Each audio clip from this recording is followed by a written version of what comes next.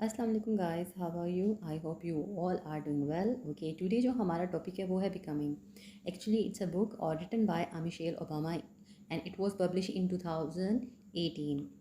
ये एक मेमर है और going through its summary, first of all will discuss about its important fact. हम इसके इंपॉर्टेंट फैक्ट्स को डिस्कस करते हैं। इस बुक्स के अंदर टोटल जो हैं वो 24 चैप्टर हैं और these chapters are divided into 3 section.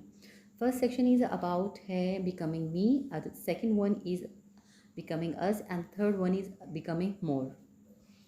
और ये मेमोर है of a former first lady of the United state.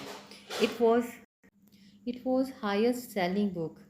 ये उस टाइम जो थी बहुत ज़्यादा सेल हुई थी और इसने 15 डेज़ में, जो अपनी पब्लिकेशन के 15 डेज़ बाद ही इसने जो है एक रिकॉर्ड कायम कर दिया था और अबाउट 2 मिलियन कॉपीज़ जो थी वो इसकी सोल्ड हुई थी.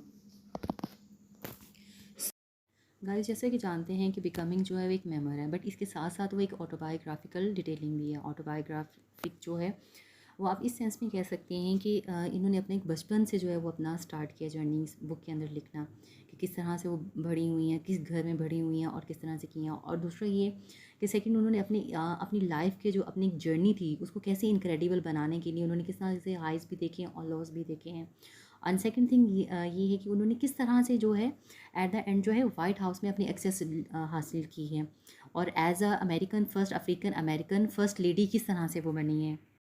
जी गाइस, अब हम मूव करते हैं बिकमिंग मी. जैसा कि मैंने आपको स्टार्टिंग में बताया कि इस बुक के जो हैं वो 3 चैप्टर हैं, सेक्शन है. तो फर्स्ट सेक्शन जो है उसका बिकमिंग मी है. ओके, फर्स्ट ऑफ ऑल आपको मैं इसकी थोड़ी सी इंट्रोडक्शन बता दूं कि इसके अंदर होता क्या है, फिर मैं आपको इसकी डिटेल बताऊँ. This first section gives fascinating insight into her early life, grows up as a black family in a tough suburbs, how she dreams of becoming a pediatrician, an impressive way of fulfill her potential. इसमें ये कि वो अपनी early life से किस तरह से वो ग्रोन अप हुई हैं एज अ ब्लैक फैमिली, यानी कि वो एक ब्लैक फैमिली से बिलोंग करती थी और क्या क्या उन्होंने टफ जो हैं वो मुश्किलात का सामना किया है और आगे किस तरह से फिर उन्होंने अपने ड्रीम्स को पूरा किया है. मिशेल जो है अपने पेरेंट्स के साथ एक डबल स्टोरी बेंगलो में रहती है. ये बेंगलो दर हकीकत जो है इनकी मदर जो मेरियन है उनकी अंकल और आंट का है और वो ये अपस्टेयर में रहती हैं और वो ग्राउंड फ्लोर में उनके अंकल और आंट रहते हैं, लेकिन ये इन्होंने ये अपार्टमेंट रेंट पर लिया होता है. यहाँ पे जो है नेक्स्ट इसका पता चलता है कि उनके जो फ़ादर हैं, मिशेल के जो फ़ादर हैं, वो मल्टीपल स्क्लेरोसिस में होते हैं, जिसकी वजह से लेकिन वो इस बीमारी को अपने लिए लिमिट नहीं बनाते हैं. लेकिन उसके साथ साथ वो क्या है, एक वाटर फिल्ट्रेशन प्लांट में काम करते हैं. और सेकंड थिंग वो क्या है कि वो एक डेमोक्रेटिक पार्टी है उनके वो कैप्टन भी है. मिशेल जो है एक स्मार्ट और डिटरमाइंड गर्ल होती हैं, लेकिन इनका थोड़ा सा टेम्परामेंट थोड़ा सा वो कम होता है, टॉलरेंस बहुत कम होती है. और जो है ये अपने भाई की निस्बत जो है, जो इनके भाई का नाम जो क्रेग है, उनकी निस्बत थोड़ा सा कम सोशलेबल होती हैं.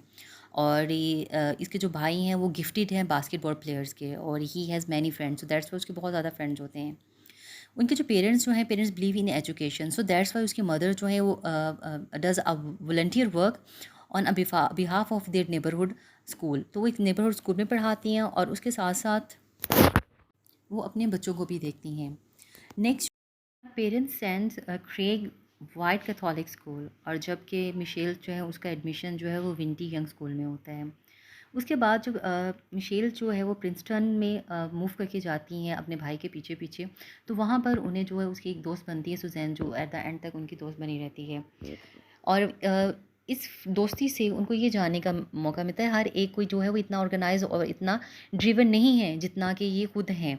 सो उसके बाद वो ग्रेजुएट होती हैं और study eight law at Harvard. फिर उसके बाद उनको जो है वो वर्क करती हैं at a high end law firms in Chicago.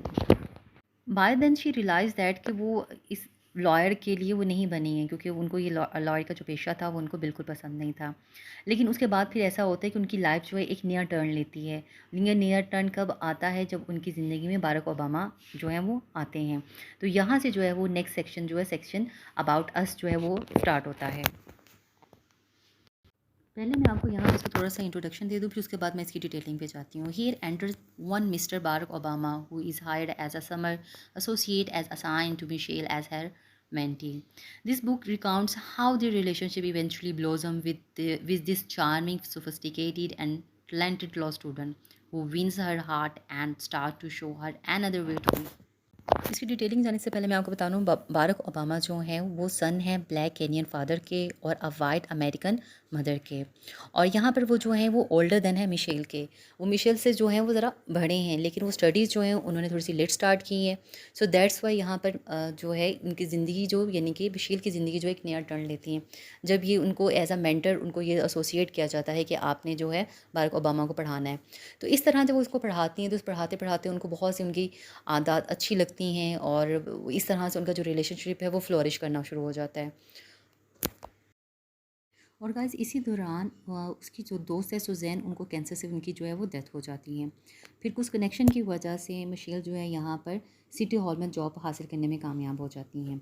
वहाँ पर उनकी मुलाकात जो है एक जेरेट नामी उसी लड़की से होती है और ये जो है लाइफ लॉन्ग तक इनकी दोस्ती जो है वो चलती रहती है।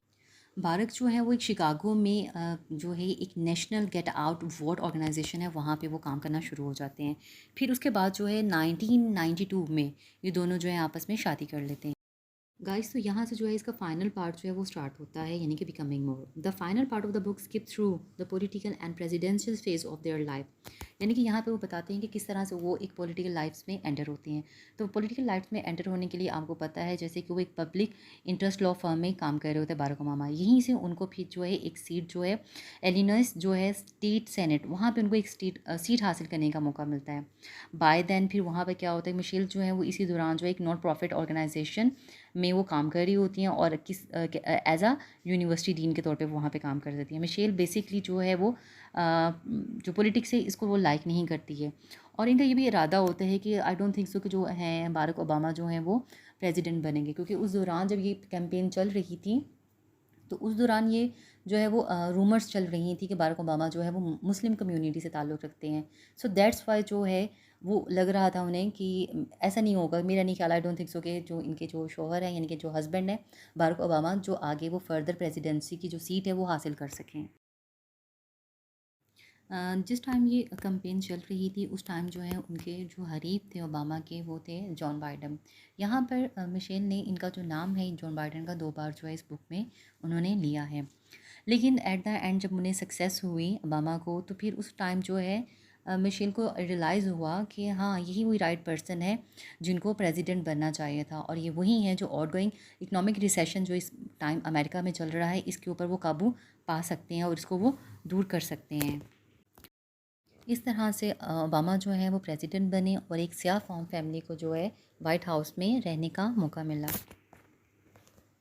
ओके, नेक्स्ट यहाँ पर जो है बिकमिंग मोर में एक बहुत अच्छा जो कोट है जो मिशेल ने इसको यहाँ पे कोट किया है।